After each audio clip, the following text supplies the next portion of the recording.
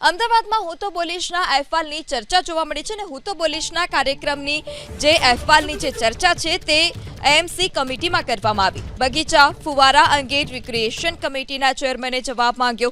શહેરમાં ફુવારા કેમ બંધ છે તે અંગે ચેરમેને જવાબ માંગ્યો છે।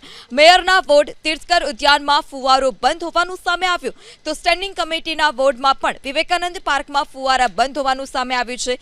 રિક્રિએશન કમિટીના ચેરમેને ઓચિંતી મુલાકાતની પણ ચીમકી ઉચ્ચારી છે।